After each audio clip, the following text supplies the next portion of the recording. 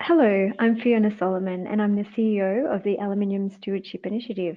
And in this webinar, I'd like to give you a brief introduction to ASI's governance.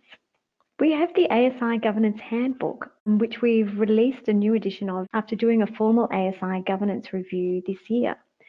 We had a first edition back in 2016, which we did a brief update in 2017. But this webinar highlights some key points from version 2, particularly for ASI members. The handbook is well worth a read and it's available on the ASI website. So let's start with an introduction to ASI, particularly its governance model. ASI is a not-for-profit public company that's limited by guarantee, and we've been incorporated in Australia under the Australian Corporations Act. We've also been registered as a charity by the Australian Charities and Not-for-Profits Commission, or the ACNC. ASI's constitution is the main corporate governance legal document that sets out our objects, what we aim to do as an organisation, what powers we have and who they're delegated to, what the responsibilities are of various governance groups within ASI, and how ASI is overall managed by the various aspects of our governance participants. The Governance Handbook, which we're going to focus more on in this webinar, is really intended as a user-friendly companion to the Constitution. Constitutions tend to be written in legalese, not necessarily very accessible for a quick read, and the ASI Governance Handbook aims to set out some of those key aspects of governance that might be of interest, as well as more day-to-day areas of guidance on things like culture and conduct, consensus-based decision-making, and what our aspirations are as an organisation overall. ASI is of course committed to complying with all relevant antitrust and competition laws throughout the world. We've adopted an antitrust compliance policy as a bylaw, and complying with that is a condition of continuing your participation in ASI. All of these documents are publicly available at the website address that you can see there, so you can find and read a copy of our Constitution, our Governance Handbook, and of course our antitrust compliance policy and other policies and bylaws that we've adopted. ASI is a membership-based organisation that's divided into 6 different membership classes. We have 3 full member classes, civil society, production and transformation and industrial users, and 3 associate member classes, which are associations, general supporters and downstream supporters.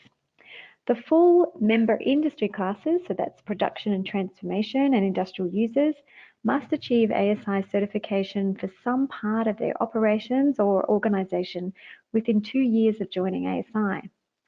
And while associate members, associations, general supporters and downstream supporters are not eligible to nominate candidates for the ASI board or the standards committee, they're of course welcome to share their expertise in ASI working groups and are eligible to vote in elections and other member resolutions.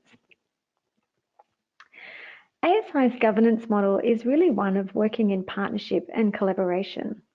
Those 6 ASI membership classes elect annually candidates to the ASI board and to the standards committee on 2-year terms.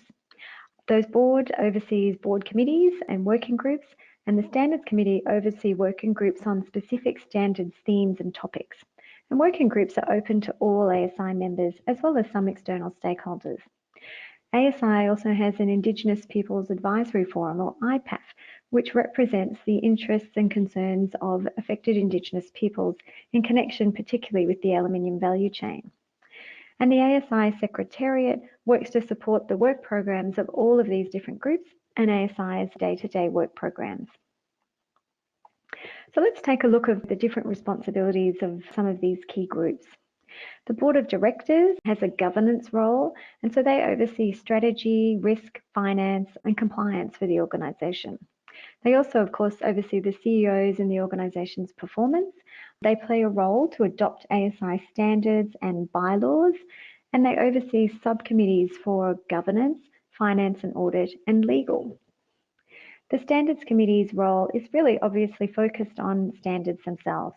So they approve and develop new and revised ASI standards and related guidance.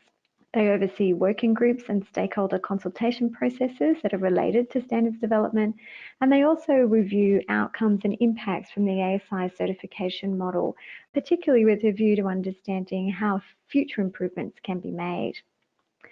ASI members as a whole, They vote and participate in the organisation. They have to approve any changes to the ASI constitution. They elect the representatives that sit on the ASI board and standards committee, and they vote on all member resolutions that are put to them. And finally, the ASI Secretariat is responsible for the operations of the organisation. We develop and implement ASI's strategy and operational plans. We run the day-to-day activities of ASI, and we support the board, committees, working groups, and IPAF's work programs through their various processes. Standards development is obviously a particular focus for ASI, being a standards and certification organisation, and there are a number of bodies that play important roles in this process.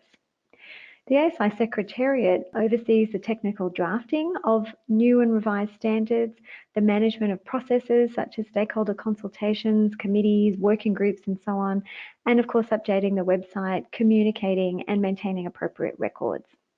The Standards Committee play an elected role on behalf of all ASI members to review drafts put to them, to have input and do some of their own drafting, to oversee consultation processes, and of course in the end to approve the final content of standards and related guidance. But there are a number of bodies that feed into that process. There are specific working groups that have technical input on thematic topics like greenhouse gas or human rights. There's a legal committee that reviews for any legal risks, including relating to our antitrust compliance policy.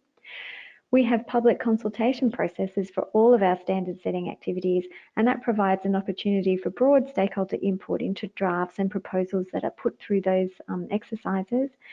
And of course, we have our Indigenous Peoples Advisory Forum, IPAF, that brings stakeholder input on issues of concern to Indigenous peoples.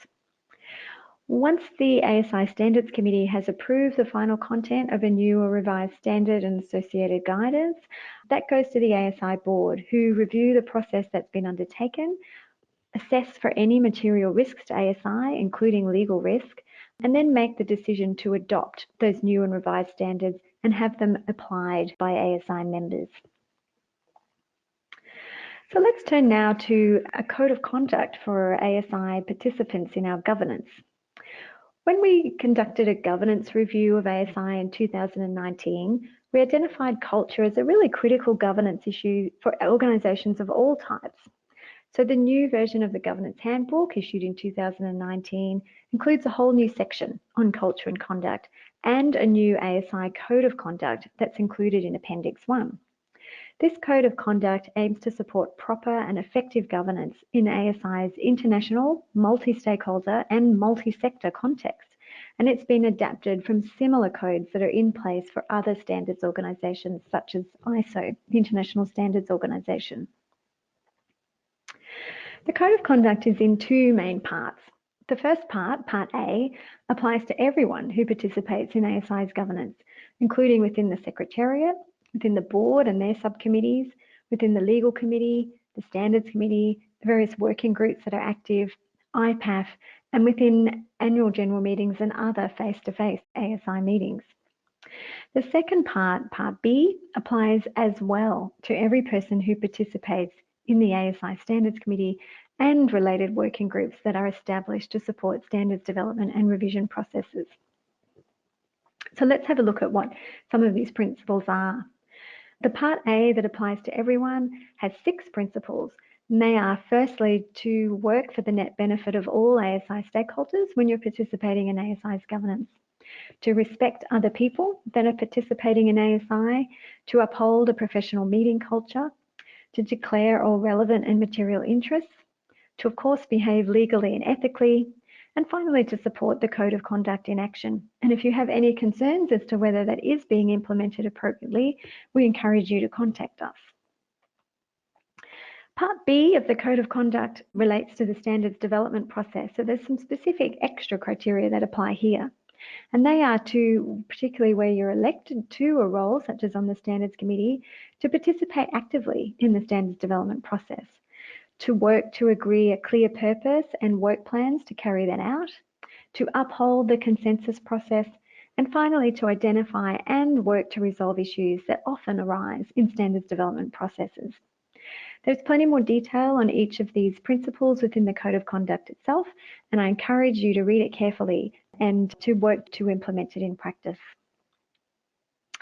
Let's turn now to nominating for election in either the board or the Standards Committee.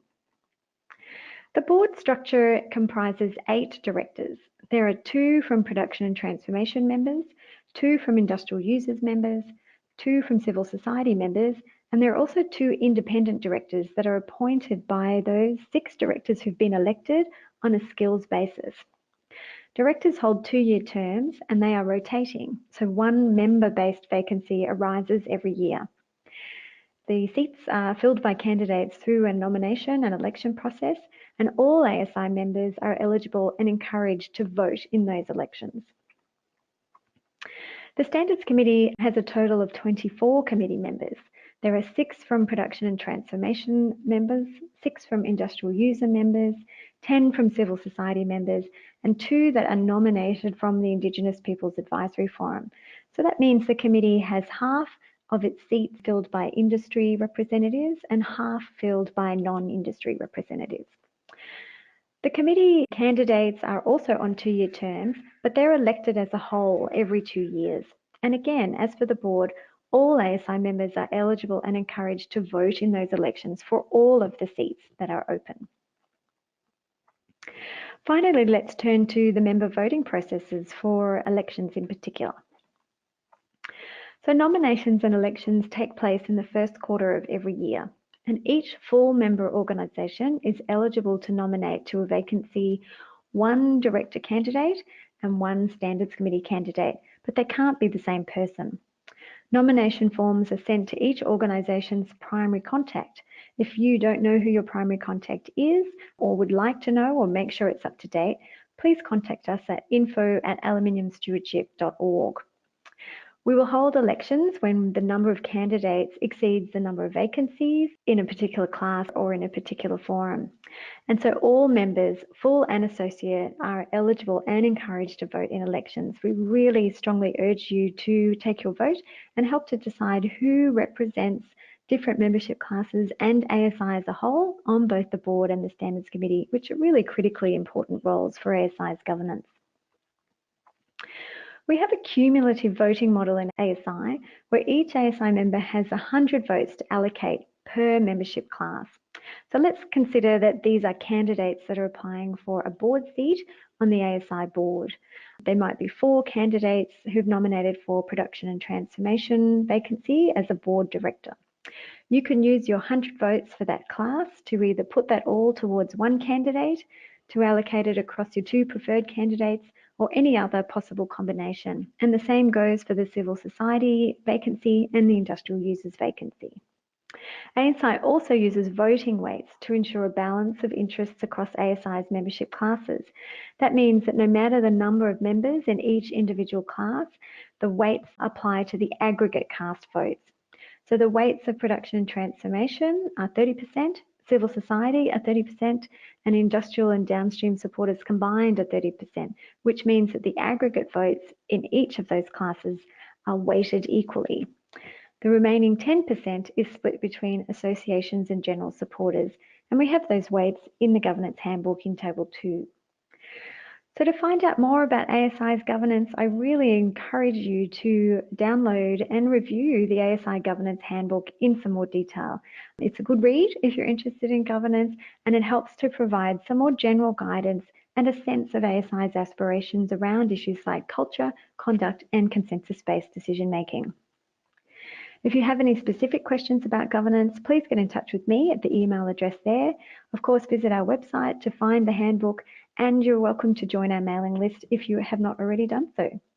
Thank you very much for your attention, and we hope to see you or a colleague nominating in ASI elections soon.